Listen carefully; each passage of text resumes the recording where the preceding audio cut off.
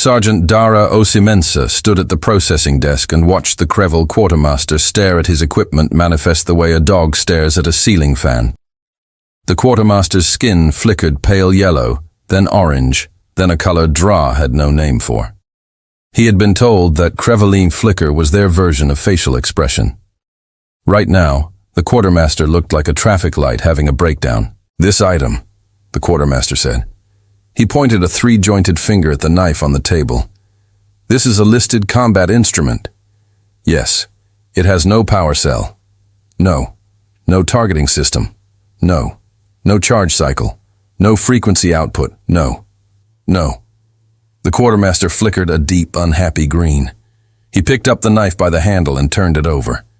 It was 11 of carbon steel with a wrapped leather grip, worn smooth in exactly the places a hand would wear it smooth.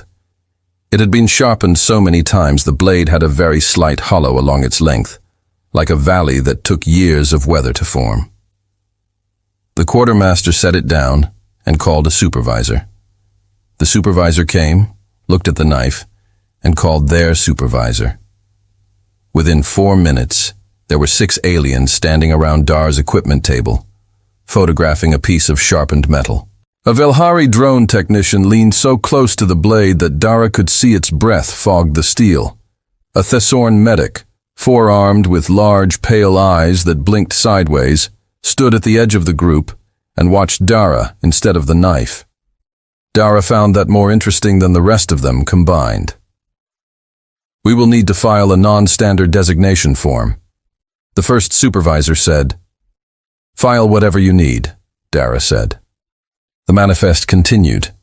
The recurve bow came out of its case, and the room went quiet in the way rooms go quiet when something genuinely unexpected happens. The Velhari drone technician actually stepped back. The Kreval quartermaster's skin went completely white, which Dar later learned was the equivalent of an open mouth. "This," the quartermaster said. "Bow," Dara said. "Recurve 60 lb draw. She fires carbon fiber arrows 9 mm diameter." There was a long pause. "Coalition policy," the first supervisor said carefully, "restricts kinetic projectile weapons to 40 mm diameter minimum for tracking purposes, for sensor logging. 49 is under 40. "Yes." "So there's no policy." The supervisor opened his mouth, closed it. His skin did something complicated. "There is no policy," he admitted, "because there was no reason to anticipate." "Sure," Dar said. He said it the way a door closes. The four-armed medic at the edge of the group, the one who had been watching Dar instead of the weapons, took a small step forward. His name badge read, Thesorn, in Coalition script. He had a gentle way of moving like someone who had learned to be careful with his hands because there were 4 of them, and things broke easily. "Are these?" Thes said, and he paused, choosing his words with real care. "Are these ceremonial?" Dara looked at the bow. Then he looked at the "no," he said. Theo nodded slowly. He looked at the knife. He looked at the bow. He looked at Dara with those pale, sideways blinking eyes, and said nothing else. And Dara found he respected that. The processing took another 40 minutes. Every item in Dara's kit that had no power cell, no frequency output, no electronic signature of any kind required its own non-standard designation form. There were 6 such items. The quartermaster's skin had settled into a grim, resigned gray by the time they finished. At the end, the quartermaster held his forms in both hands and looked at Dara with what Dara was fairly sure was the Kreval equivalent of deep personal suffering. "I am required," the quartermaster said, "to ask you to justify the inclusion of weapons that require manual operation, physical training over multiple years, and produce no electromagnetic signature, and therefore cannot be logged by coalition battlefield systems." The room had gone quiet again. The supervisors were still there. It was still there. Even the drone technician had stayed pretending to check something on a tablet. Dara looked at the quartermaster for a moment. "They work when yours don't," he said. The quartermaster went very still. His skin stopped flickering altogether, which Dara later learned was something Kreval almost never did. It was the equivalent of a human holding their breath. Nobody wrote it down. Nobody needed to. It sat in the air of that processing room, and every alien in it felt the specific weight of a sentence that sounds simple and lands like a structural beam. Dara picked up his knife and returned her to her sheath. He picked up the bow and slung her across his back. He shouldered his pack. "Where do I bunk?" he asked. The quartermaster pointed, still pale, still motionless. Dra walked to his quarters through corridors full of alien personnel who moved out of his way by instinct. The way people move out of the way of someone who is walking with total certainty about where they are going and why. He set his pack down, unsheathed the knife, held her for a moment in the quiet of a room that smelled like recycled air, an alien cleaning solution in a station 40 light years from the continent where the knife was made. She was the same temperature as his hand. She always was. He put her down gently on the cot beside him and lay back and stared at the ceiling. And outside his door, the station hummed and clicked with the sound of a coalition that had never had to ask why anyone would keep a weapon that had no power cell and no sensor output and no targeting system. They were about to start figuring that out. He would not explain it to them. Some things you figure out on your own or you don't figure them out at all. He closed his eyes. The knife lay beside him, patient and cool, and utterly without apology for being exactly what she was. The patrol assignment came through on a Tuesday, or what passed for Tuesday, on a station that ran on a 26-hour cycle nobody had bothered to rename. Dara read the brief over coffee that tasted like hot water that had heard rumors about coffee and was doing its best. Commander Ratel led the unit. He was Velhari, which meant he was tall, angular, and ran his tactical assessments through a system that could model 11 variables simultaneously and produce a priority rank threat response in under 2 seconds. He had served in 4 coalition engagements, received 3 unit commendations, and had never once in his career been required to make a decision without his tactical system giving him a category first. Dara read Thol's record the same way he read terrain, looking for the gaps. The unit had 8 personnel, 4 Velhari, 2 Creval, Thesson, and Dara. They ran 2 orientation drills before deployment. In both drills, Dara watched how the others moved, how they communicated, and how long each of them took between receiving information and acting on it. Brethol clocked at 1.3 seconds with his system running. That was genuinely impressive. The canyon on the 3rd day of the patrol was called something in a coalition graph that translated roughly as Dry Channel 7. It was about 2 kilometers of rock walls and loose ground running between 2 ridgelines.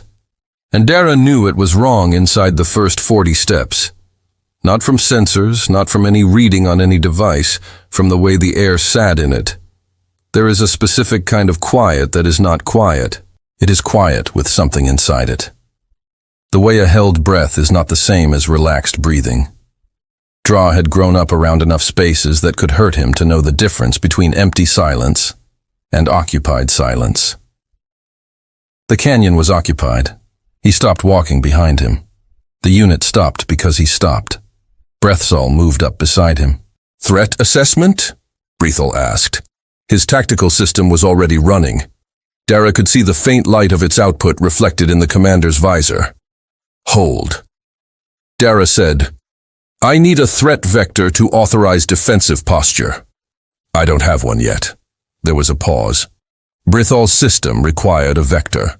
The system's entire architecture was built around receiving specific information and producing specific outputs.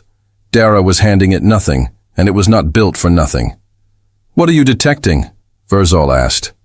"I'm listening," Dara said. "To what?" Dara didn't answer. He stood still in a way that the alien members of the unit found deeply uncomfortable because it was not the stillness of waiting for a system to process. It was the stillness of an animal in the moment before it decides which direction to run or whether to run at all. He listened with ears that had no augmentation, no frequency filter, no enhancement of any kind. 200,000 years of ears. Ears that had listened for things in grass, in trees, in caves, in ruins, in burned-out buildings, in jungles and deserts and mountain passes and city streets where the noise was its own kind of silence. 40 seconds. The Krev at the back of the unit shifted their weight. 60 seconds. Brethal's tactical system registered nothing. No heat, no electronic signature, no movement. 90 seconds. There. A sound that was almost not a sound. Loose stones settling under weight that shouldn't be there. Directional. 45 degrees off the left ridgeline. Approximately 60 mena. Dra unshouldered the bow. No charge cycle, no targeting acquisition tone, no electronic bloom. He knocked an arrow in one practiced motion that had been practiced so many times it had stopped living in the thinking part of his brain and moved into something older and quieter. He drew, he breathed, he released. The arrow crossed 60 meters of canyon air, and the only sound it made was the sound arrows make, which is a sound very few things in a coalition engagement expect to hear. The Murith scout dropped without a word. On both sides, every sensor array registered the threat exactly 1 second after it stopped being a threat. Brethal stared at the ridge, then at the shape on the ground 60 minutes ahead, then at the bow in Dara's hands. "Your weapon made no sound," he said. Dara was already knocking a second arrow. "She never does," he said. They cleared the canyon in 11 minutes. 2 more contacts, both resolved before coalition systems logged them as threats. The drone patched a CFV with a grazed shoulder and kept glancing at Dar the whole time with those pale sideways eyes processing something that his medical training had not covered. In the debrief, a coalition intelligence officer named Bryn Caldwell, one of the other human advisors attached to the station, a thin woman with reading glasses she did not strictly need but wore because they made her feel organized, pulled Dar's service record while Bertha was still talking. She found the Field Archaic Weapons Systems Specialist Certification. She found the date he first certified. She found how long humans had formally integrated archaic weapons into active deployment doctrine. She did the math.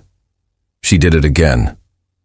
"Dara," she said quietly, leaning across the debrief table. "They're going to ask you how long humans have used bows in combat. I know. What are you going to tell them?" He looked at her. "The truth." She sat back. "That's going to break something in at least one of them." Probably, he agreed. Brethal asked the question 20 minutes later in front of the full debrief room. He framed it respectfully as a tactical inquiry, as a question about Bose's operational history and deployment timeline. Dara told him ran the number through his tactical system. It came back with a flag. Dar would have loved to see the historical range exceed the system PARMTRS. The room was quiet. Breth looked at Dara. "That is not possible," he said. Not rudely, just genuinely as a statement of what his system had told him. "She still works," Dara said. "So we kept her." He said it the same way he said everything, like a door closing. Like that was the beginning and the end of the explanation, and the space between those 2 points needed no filling. Bin Caldwell across the table took her glasses off and polished them. She did this when she was trying not to smile. Brethal was still sitting with the historical range exceeded system, PAR-TRS, running in the corner of his visor. He was trying to find the tactical framework for what had just happened in that canyon. And he kept arriving at the same problem. The threat was neutralized before his system knew it existed, by a weapon his system had no category for, operated by a human using senses his system could not replicate. He was an excellent commander. He filed the debrief accurately, completely, and with the particular discomfort of someone who has just discovered a gap in something they thought was complete. He flagged the report for coalition intelligence. He wrote in the notes field in very careful language that the humans' non-electronic weapons had neutralized 2 threats that coalition sensor arrays had failed to detect, and that the human had identified the enemy presence through what appeared to be augmented auditory observation. He did not know how to write what he had actually seen, which was a man stand still in a canyon and listen with his body until the canyon told him what was in it, and then reach for a weapon older than the coalition's oldest member species, and put it to use with the calm of someone completing a task they have done so many times, it has become part of them. There was no form field for that. He submitted the report anyway. 3 floors above the debrief room in the station's intelligence processing wing, an analyst opened the report, read the flagged section, and sat back in her chair. She read it again. She forwarded it to her supervisor with a single line of annotation. The annotation said, "We may have been asking the wrong questions about the human unit." Her supervisor read it. Her supervisor forwarded it further up. The question of what the knife was for, and what the bow was for, and what it meant that a species had kept them working and deployed, and in the hands of a trained soldier 40 light years from the place they were made, was moving through the coalition systems now. Nobody had an answer yet, but the question was loose.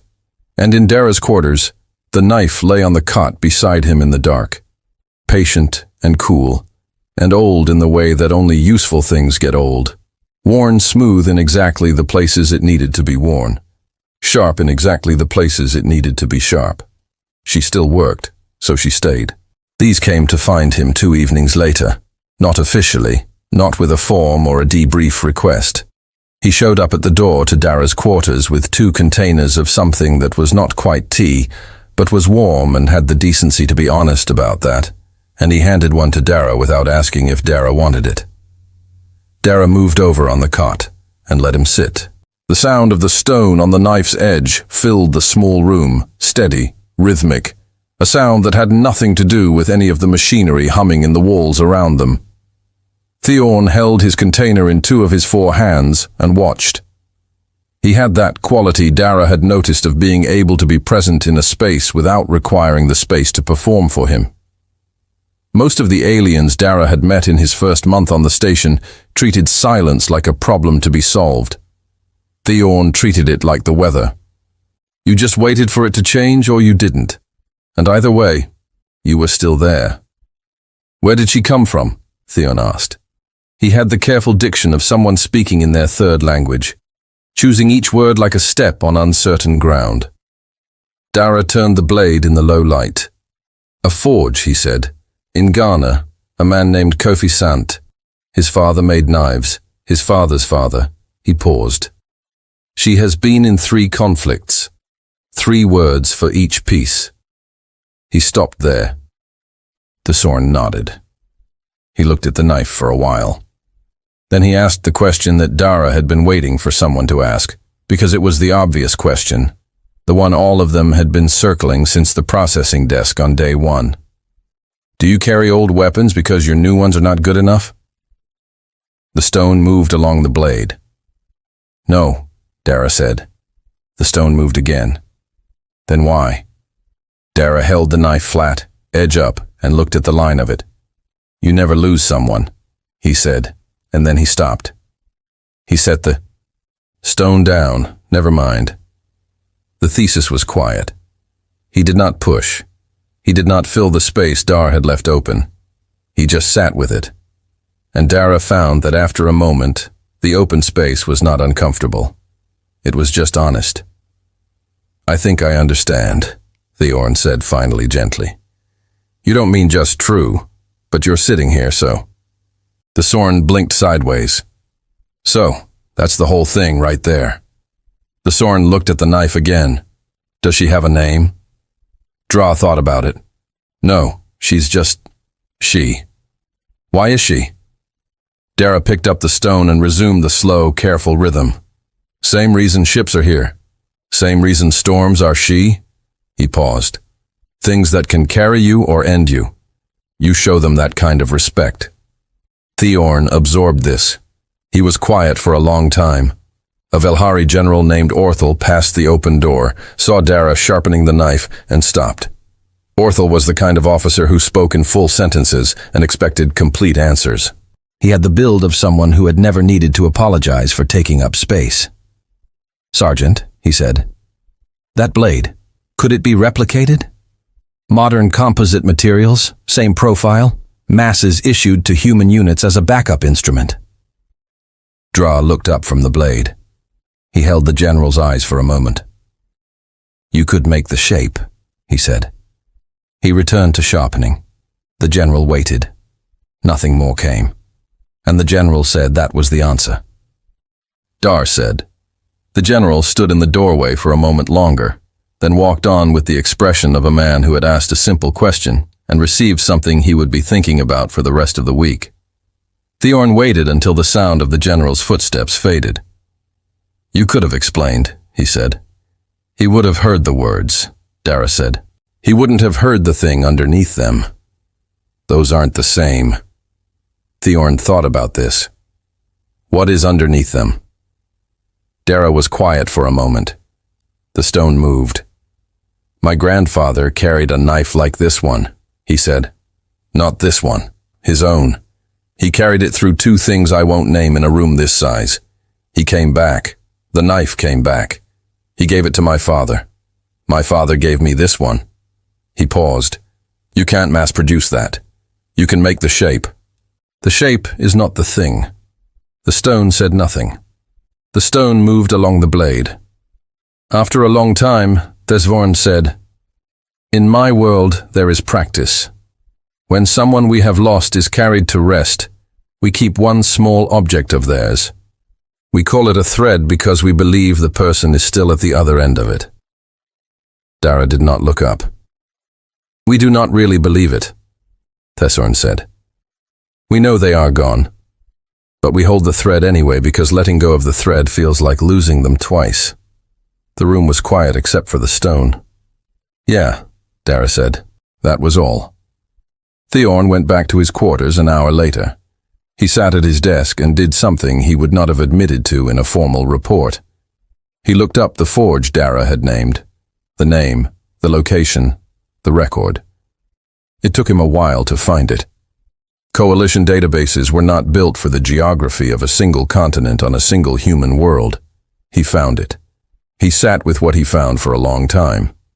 The forge was gone, destroyed in a conflict that the database listed with a date and a region and a casualty estimate. The conflict was one Dar had been deployed in. The database listed Dara as one of the personnel who returned from it. The man named Kofi Asant was not listed among those who returned. Thorn had closed the database. He sat in the dark of his quarters and held his warm container of not quite tea and thought about threads, about the thing at the other end of them, about a man standing at a processing desk with a knife on a table and 6 aliens photographing it like it was an artifact, and the man saying nothing, just waiting for them to finish because the knife did not need their understanding to be what she was. She still worked. The next time Dra sharpened the blade, Thes came and sat across from him again. He brought 2 containers of warm thing. He did not ask any questions. He just sat, and Dara, who had not asked him to come and would not have asked him to, moved over on the cot to make room. The sound of stone on steel filled the small room. Outside the walls, the station hummed and blinked and processed and filed and ran 11 variables simultaneously and produced priority-ranked outputs in under 2 seconds. And none of it was louder than that sound or older or more honest about what it was. The Murith commander, known in Coalition intelligence files as Designation 7 times Rebuilt, did not receive that name as a compliment. She had earned it across 4 campaigns, 3 command losses, and 2 structural rebuilds of her tactical doctrine from the ground up each time she encountered something her existing model could not hold. She was not sentimental about being wrong. She was methodical about it. She sat in her command center with the Canyon engagement data open on the display in front of her, and she was being methodical now. The Coalition unit had been manageable. Standard Velhari tactical formations, predictable energy weapon signatures, drone support running on frequencies she had already mapped. She had planned the Canyon operation to exploit all of those things simultaneously. It had worked perfectly on 6 of the 8 personnel. The other 2 were the problem. And of the 2, 1 was the problem. "Replay the engagement from the ridge sensor," she said. Her aide replayed it. She watched the human stop walking. She watched him stand still for 90 seconds while his unit held behind him, and his commander system was clearly querying for a threat vector it was not receiving. She watched the stillness.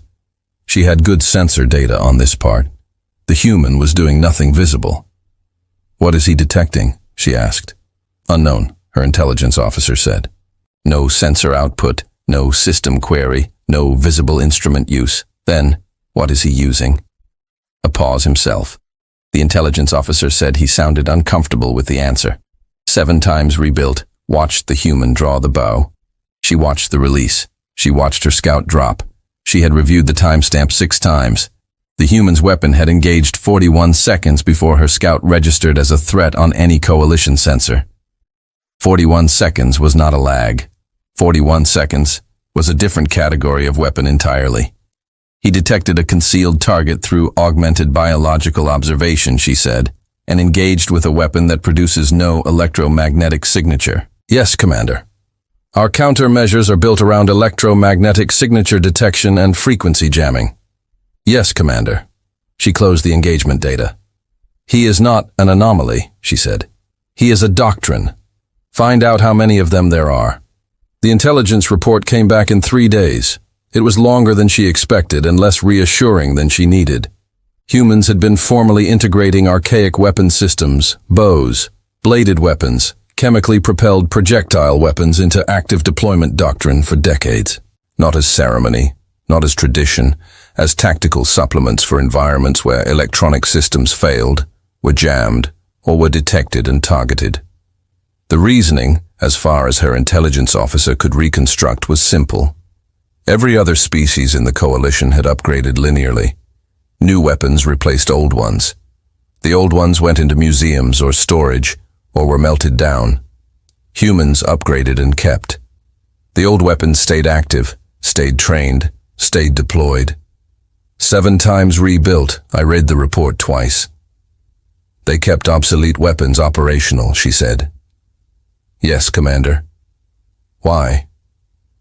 Her intelligence officer was quiet for a moment. The report suggests, he said carefully, that humans do not fully believe the obsolete scenario will not recur. She thought about this. They have better weapons now, she said. Yes, and they kept the old ones anyway. Yes, because they remember what it was like when the old ones were all they had. Her intelligence officer said nothing. She stood up and walked to the viewport. The canyon on the surface below was a thin, dark line from this altitude. Her scout was still down there. The coalition would have recovered the body by now. An arrow, carbon fiber, 9 mm diameter. Her countermeasures registered nothing. Her frequency jammers would do nothing against it. Her thermal detection systems would catch the human's body heat, but not the weapon's output because the weapon had no output. The weapon was a human body, a bent piece of manufactured composite and a string. She had spent 4 campaigns building systems to defeat systems. The human had walked around the outside of all of them with a piece of engineering that was older than her civilization. She turned back to the room. Prepare a full suppression operation. She said, I want every electronic system in that coalition unit non-functional. Communications, weapons, navigation, medical, all of it. The humans' archaic weapons will still function. Her intelligence officer said, I know. Then how is suppression? We will be ready for him, she said. We know what he has. We know what it does. We will be ready. She was not ready. The suppression operation was technically perfect. Every coalition weapon system went down. Communications were dead. Drone support was offline. The Valhari tactical systems were running on backup only. The coalition unit was effectively fighting with their hands, which it turned out was a thing humans had been preparing for since before they had metal. 7 times rebuilt watched through the one drone she had kept off frequency, broadcasting on a narrow band her people had used since before the coalition existed and therefore not included in the coalition's jamming protocols. She watched the human. He did not hesitate when his radio went down. He did not look at his equipment in confusion. He reached for the knife the way you reach for something you have carried so long it has become part of the weight of you. The thing you stop noticing until you need it, and then your hand is already there. What came after was not tactical. She could not file it as tactical. She had the sensor data, and she could see the numbers, and the numbers made sense, but the thing underneath the numbers did not have a name in any language she worked in. He was not fast exactly. He was efficient in a way that was more than fast. Every movement was the minimum required for the outcome, which meant it was also the fastest possible version of that movement. But it was not speed that defined it. It was the absence of anything extra, no hesitation, no recalibration, no moment of processing between deciding and doing. Her people had trained for hand-to-hand engagement. They were good at it. The human was not good at it. The human was inside a different category. The human was doing something that had been trained into him at a level below his thinking. Something that had been trained into the humans training him below their thinking. Trained down through generations of people who needed it to work when everything else had stopped working. She gave the order to disengage. Not because she was losing on numbers. They had the numbers. She gave the order because she was watching through that narrow band drone, and something below her tactical thinking told her to stop. Something old. Something that recognized what it was looking at.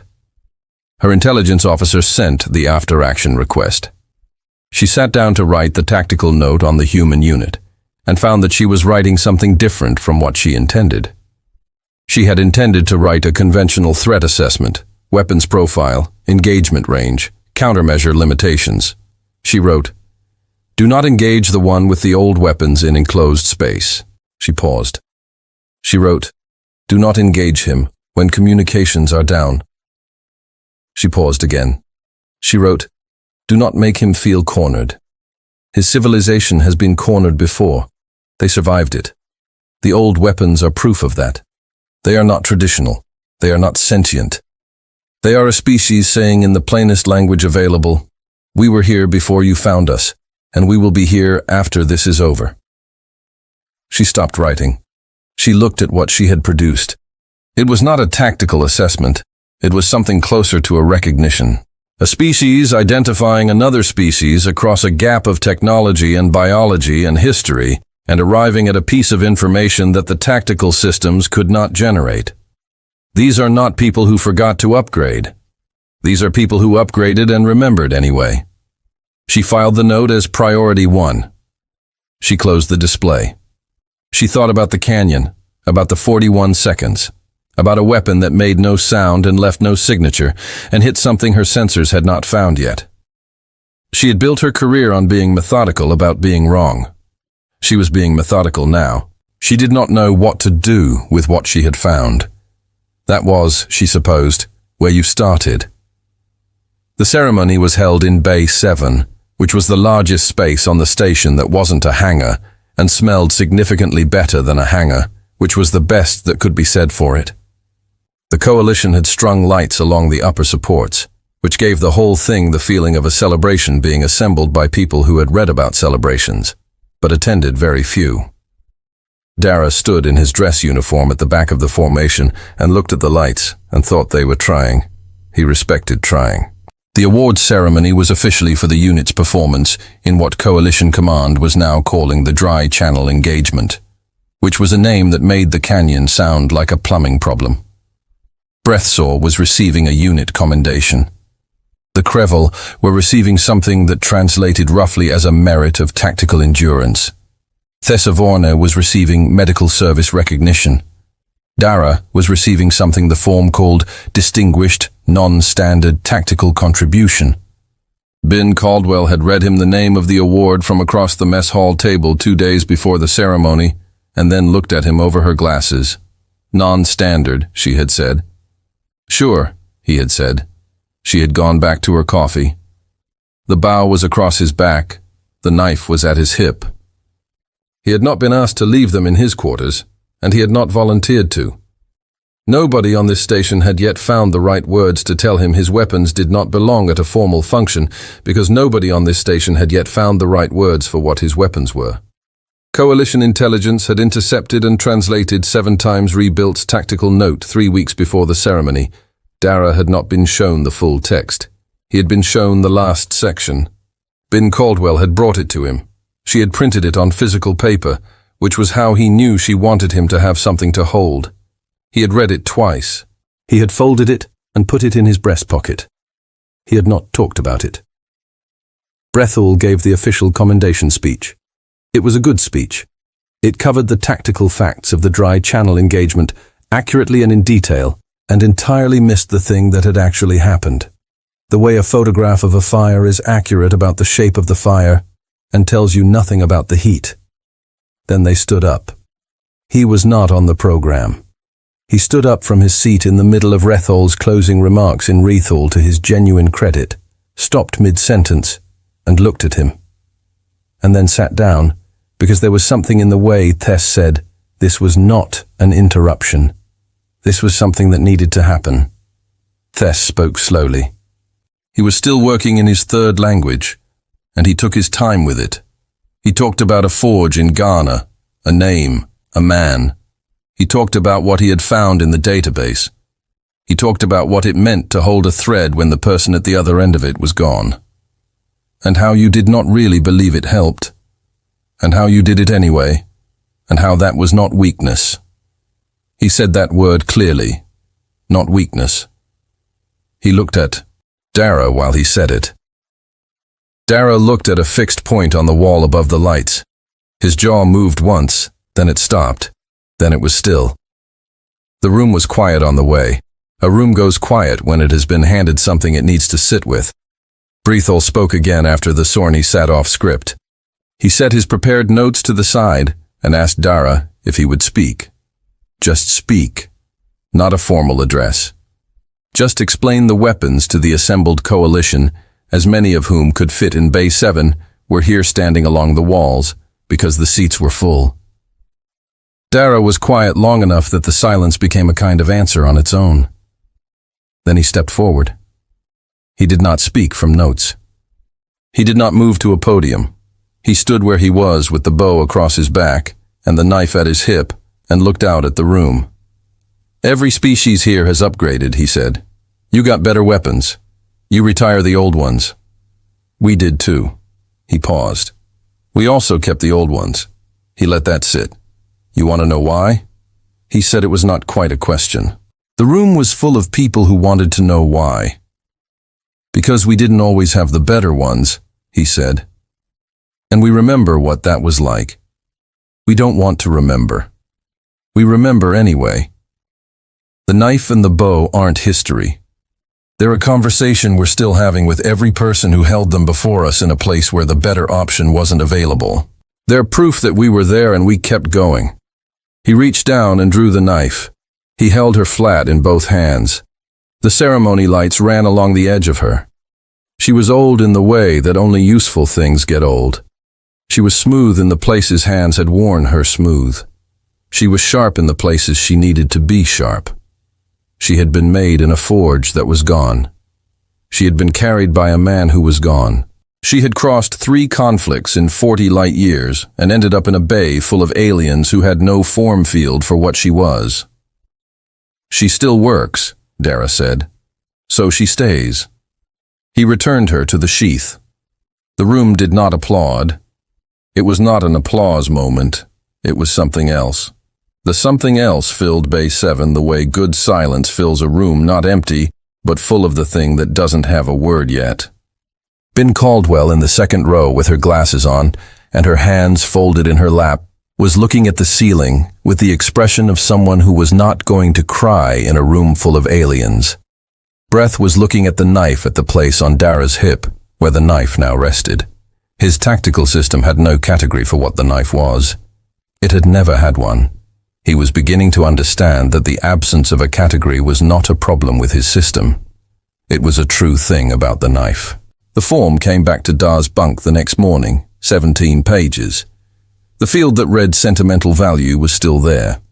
So was the field labeled operational classification. So were 15 other fields that reached for the same thing from 15 different directions and came away with nothing each time. Diarra crossed out every pre-printed option in the operational classification field. He wrote 2 words in the margin in small neat print. Still works. The clerk who processed the form read it. She held the form for a while. Then she typed it into the database exactly as written because there was no policy for what to do when a soldier answered a 17-page form in 2 words. And the 2 words were more complete than the 17 pages. The entry sat in the coalition database under a classification field that had never been used before and has never been used since. It was not an exciting field. It was 2 words, It didn't explain anything. That was the point. In a Murath archive, in a wing reserved for Priority 1 intelligence assessments, 7 times rebuilt tactical notes sat flagged and unresolved. She had never encountered the human unit again after the canyon. She had moved to a different theater of operations. She had rebuilt her doctrine a 5th time and then a 6th. She did not remove the flag from the note. She thought about the canyon more than she filed reports about. She thought about the 41 seconds. She thought about a weapon that made no sound and left no signature. And in the middle of a fully suppressed engagement was still working because it had never needed what she had taken away. She thought about 2 words she had written without planning to write them. The old weapons are the proof. She had meant proof of survival. Proof that the species had been in places where nothing else worked and had come out the other side still holding what they came in with. She thought sometimes that she had meant something else too. Something she hadn't had the language for when she wrote it, and still didn't quite proof that they had decided at some point a very long time ago that some things were worth carrying, even when you could put them down, that the carrying itself was the statement, not I am armed, not I am dangerous, something older and quieter than both I was here before this, and I will be here after the knife in the sheath on Dara's hip understood this without birds. She had always understood it. She was made of it. She still worked.